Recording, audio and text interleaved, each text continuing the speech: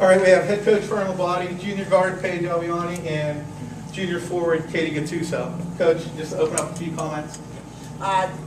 Before the game, we told our team that when you get to the level of the Final Four, that it's going to be everybody's good and everybody has to play every single minute. You got to bring your best game, and that players basically win games as a team.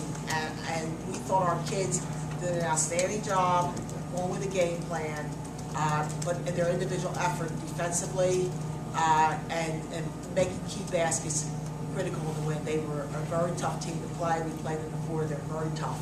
So we're very happy to be in the finals. UC made a real tough, a real serious run at you midway through the second half. Was that a challenge to you? How did you respond to that? Well, we said it before. In fact, our players were saying it. Katie said it. Paige said it.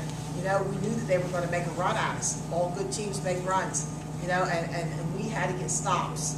And I think that the look in their eyes proved that they were going to get the stop. Like we were on the bench. I mean, they went out there and they got the stop. And I think.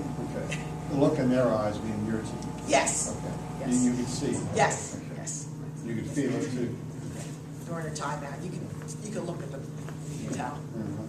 Yeah, they cut it from 18 to 7 in less than 2.5 minutes. And then you hung in there, responded well to it. Hey, Fern, you've been there 7 years now. You had a long career in Miami, accomplished so much, and now the Western Conference is dissolving. You guys are going to go to the PSAC. A lot of these teams are going to go, elsewhere. Does it make going into the finals, being the last year of the Western Conference, a little more special? Well, I think that one of the things that you develop over the course of the time that we've been in this conference is you develop rivalries, which are critical, in terms of motivation. And you get to know coaching styles, etc. Our biggest thing is that we're a young team. We have one senior, and we really wanted our kids to enjoy the season. I think it was really, really important. You got turmoil going on. But the most important thing is the moment right now. And our motivation all year was to get to Charleston. We just said, let's get to Charleston. We want to get to Charleston. We want to get to Charleston. Paige, what was the difference for you tonight? You were 0 for 7 yesterday or Wednesday, 3 for 14 from the floor. You were 7 for 11 today. Were you more comfortable? What was going on today? I mean, my shots weren't falling on the last game, but other people stepped up and they made their shots. And I mean, everyone, the momentum today. I mean, I think it really helped me out. And I mean, everyone played a solid game and everyone stepped up tonight. How much hard work does it take to be a really good three-point shooter? I mean, you get in the gym and you have to shoot every day. I mean, you just work on it. And Year round? yeah. How many shots a day? I'm not sure exactly, but good bit. Katie, how much more did you put into rebounds today? Now you said you wasn't happy with your rebound total last time. You had 15 today. Did you put more emphasis on that today? Yeah, one of the keys to winning the game was to out-rebound them. And they shoot a lot of shots normally. Like they even shot 11 more shots than us. And the key to controlling their amount of shots is to get the rebounds. And I just made sure I got as many as I could. Now, one of the problems that Coach Collins indicated to me earlier this year was he didn't have, their biggest problem was with big, dominant post players. Now, you weren't dominant when you guys played there earlier in the year, but they seem to be set up that way because they're not terribly big. Mm-hmm. Their best post players are really lanky, like Kelly Kataya. Big benefit there. I mean, obviously, I'd think a big advantage, right? Yeah, I mean, Tiana Kelly. Tiana Kelly, yeah. I mean, she's extremely athletic, and I think a lot of times that's a lot harder to play against than big post players. I mean, I prefer playing.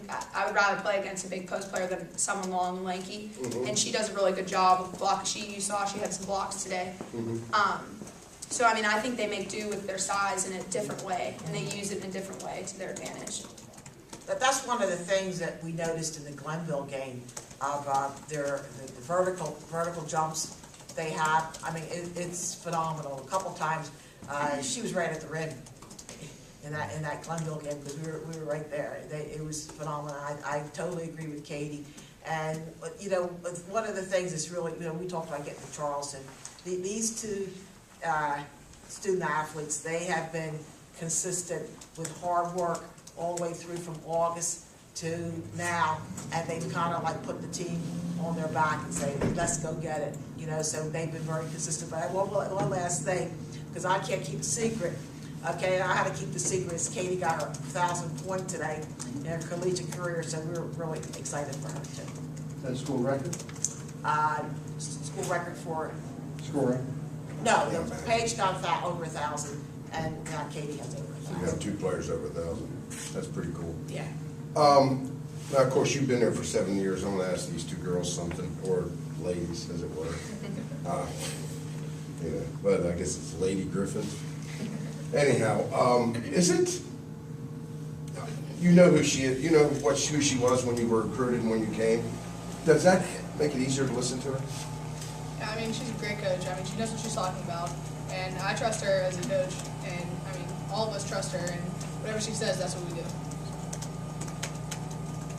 Hey, Coach, how different is it to hear from like Miami, Florida? I think that one of the things that I learned when I came to Seton Hill is that, you know, the life and balance. You know how like everybody keeps saying Division II's life and balance, but in the true sense of the word, and we talked about this, Brett and I talked about this earlier today.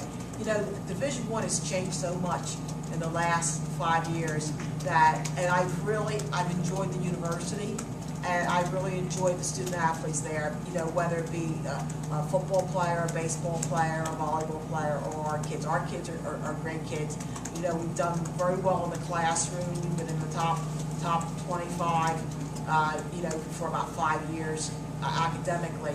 And I think that's a key thing, that when our kids get out of college, that they have great memories and they've had fun. And you can have fun and play basketball. If you don't mind me asking, how old are you? I mean, 66. Easy there. You certainly don't want to rush. Oh my God. I got a birthday coming up, that's why. I was going to ask you, you have any idea when you're planning to retire? I don't have a clue. Just when you're tired of doing it, Yeah. if that ever happens. Yeah. Okay. And I just want to say too, not to interrupt you, I didn't get to answer the question either, but I felt that it had to be said. I've been on a lot of teams in my life, and I've never had a coach that I think cares more, and I could cry about it, like cares more about her players than she does. So I know it makes a difference for us to play for her. It's not even on the court; it's off the court. She'll do whatever you want off the court for you. She does it for you. See, Division I has changed in what way? Well, I think that, you know, just the whole emphasis, you know, like when you're very, very young, you know, the pay for play, all the scandals that we've had, etc. And that's, you know, when I was at Miami, I can honestly say there wasn't much difference in the way we do things here. I mean, like the kids, we had so much fun. We didn't have a lot of money, you know, so it wasn't like I was at a school where there was a lot of money or a lot of facility. I was there, and we never really had facilities until the last, you know, 2 years that I was there. We played in a facility smaller than our home court. So we you know, and basically you recruit good players and then you listen to them, you know, because they're accountable. They're playing the game. I just, so you went 30-2 in 1992 and didn't cheat at all? No. I did. I really did.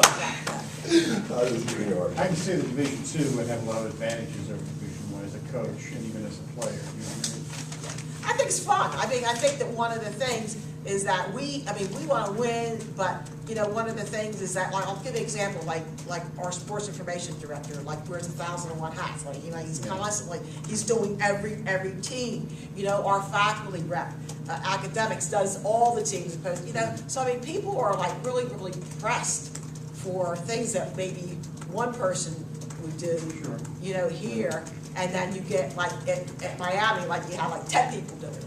You know, so and everybody, and kids are extremely good keeping little things like doing tasks, like cleaning the locker room, just little things that, you know, that you just kind of like take for granted, like our kids don't take for granted.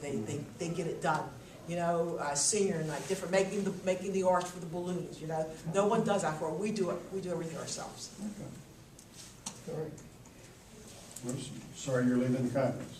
Yeah, well, I tell you, one of the only thing that is it's really sad, and one of the things that we talk about, because I'm on that NCAA committee with Greg Bamberger and stuff, is that this whole thing that happened, it's really going to be tough on the kids and the coaches. We say that over and over again in the West Virginia Athletic Conference. Yeah, The kids and the coaches, and the thing with us, it's going to be hard because we're going to have to go to another conference and learn all the new coaching styles and different routes and what restaurant to go to, et cetera. But The important stuff. thing, The important thing.